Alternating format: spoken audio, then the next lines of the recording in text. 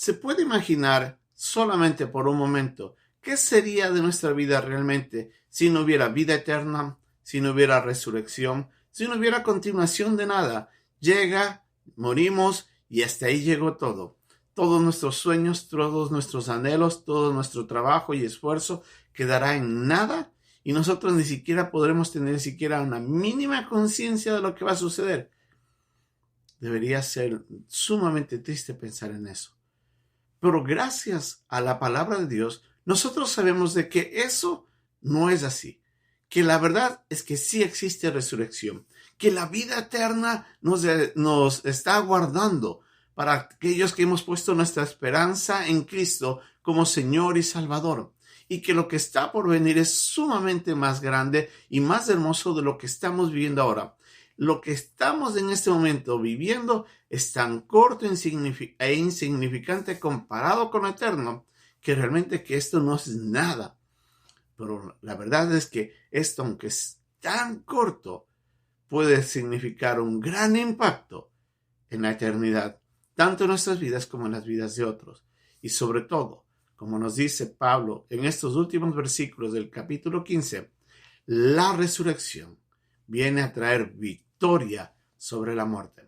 Vamos a ver lo que Pablo nos quiere decir en estos últimos versículos de este grandioso capítulo, el capítulo 15 de la primera carta a los Corintios. Es nuestra lección de día aquí, en un momento con Dios.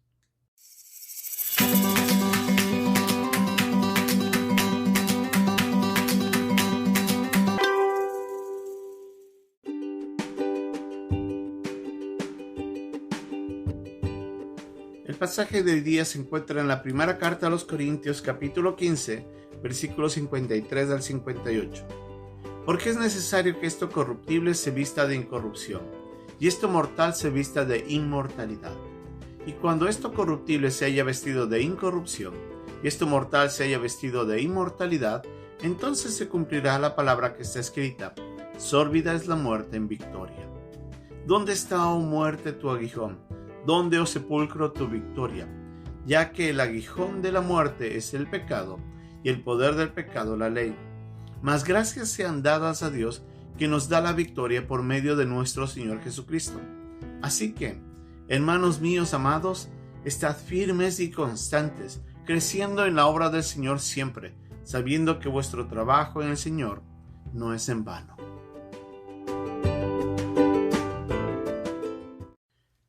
Pablo nos ha dejado una gran enseñanza a lo largo de todo el capítulo 15 de la primera carta a los Corintios, en la que él ha venido tratando el tema de la resurrección y nos ha mostrado cuán importante es para nosotros conocer esta verdad, por una verdad que tiene una base sólida en la obra de Cristo, puesto que Cristo nació, pero llegó a la cruz por nuestros pecados, murió, fue sepultado y al tercer día resucitó para mostrarnos que Él tiene el poder sobre el pecado y Él tiene el poder sobre la muerte, que Él ha vencido todo eso y que nada lo pudo detener. En ese lugar, en la cruz, Jesucristo le mostró a Satanás que Él era el Señor sobre todo y que nada podía detener el plan de redención. A través de esa esperanza, cada uno de nosotros, los creyentes, hemos encontrado el anhelo de poder mirar hacia lo eterno y de esa manera imaginarnos lo que va a ser estar en la presencia de Dios por una eternidad. Y si bien este tiempo en el que estamos viviendo es tan corto, lo que nosotros podemos hacer en esta vida puede dejar un gran impacto porque va a impactar toda nuestra eternidad. Y es hacia allá, hacia donde tenemos que mirar, y es pensando en eso que tenemos que vivir. Pablo no solamente nos ha dicho de que el Evangelio tiene el mensaje de la muerte, de la sepultura, de la resurrección de Cristo, sino que ese mensaje nos ha dado esperanza. Ese mensaje viene testificado por aquellos que miraron al mismo Señor levantarse de entre los muertos y que compartió con ellos antes de ascender al cielo. Y que ese mensaje es real, ese mensaje es transformador. Y en función de eso tenemos que vivir. Y una y otra vez Pablo les recuerda a los hermanos en Corinto que tienen que mantener esa enseñanza presente constantemente. y les alienta a vivir en santidad en función de esto. Pero en los últimos versículos, Pablo nos dice de que la resurrección realmente es la victoria sobre la muerte.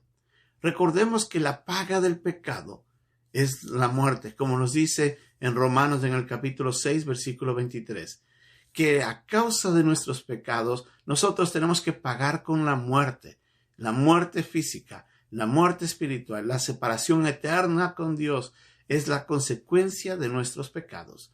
Pero Cristo, al pagar por nuestros pecados, ya no existe en ese instante esa separación que teníamos con Dios. Ahora somos reconciliados por la fe en Él, pero sobre todo nos brinda a nosotros la posibilidad de que aunque sí tenemos que morir en esta vida para pagar la consecuencia de nuestro pecado, la resurrección en Cristo es la victoria sobre la muerte y la victoria sobre el pecado que le daba poder a la muerte para condenarnos y enviarnos al infierno.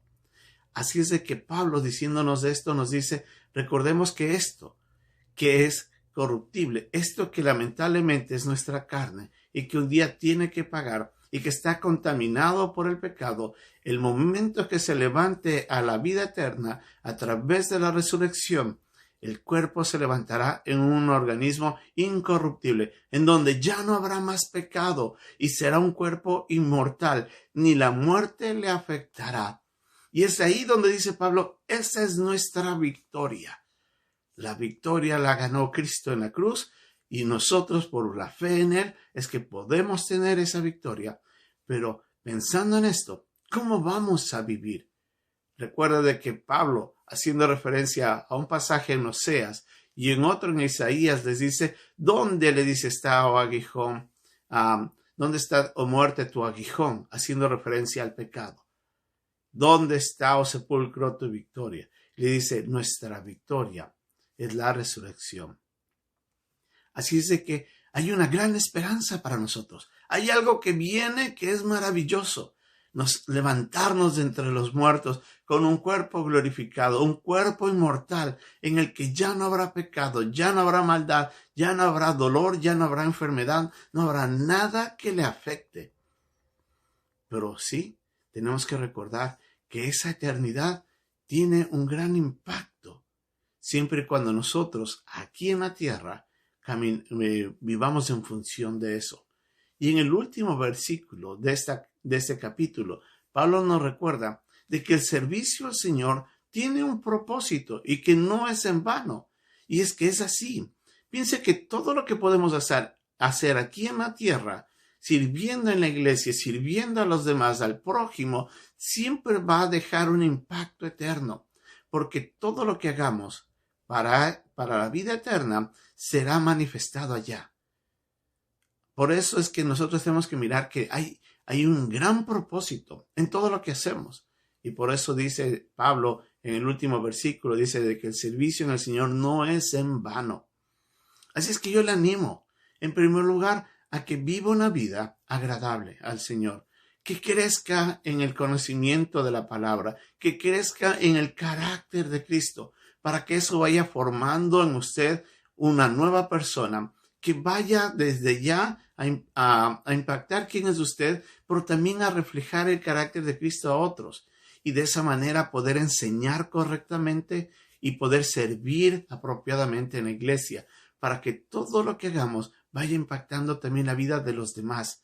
Y de esa forma, lo que hacemos en esta vida dejará grandes huellas para la eternidad. Y cuando lleguemos allá, nos daremos cuenta que todo nuestro servicio al Señor no ha sido en vano.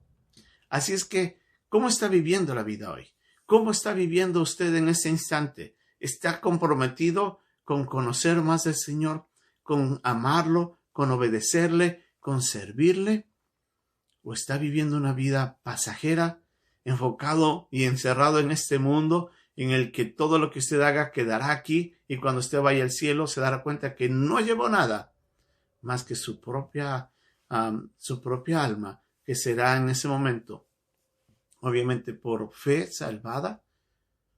Yo creo que ninguno de nosotros quisiéramos llegar a ese momento. Le animo a que reflexione, a que medite.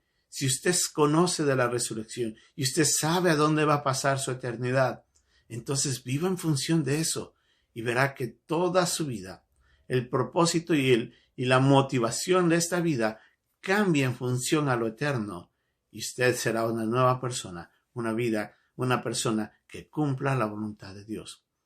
Pero si usted todavía no ha conocido a Cristo, si usted todavía no tiene esa esperanza, si usted cree y conoce de que su pecado más bien le está condenando, porque usted todavía no se ha arrepentido y no ha pedido perdón, déjeme decirle, querido oyente, Dios quiere perdonarle.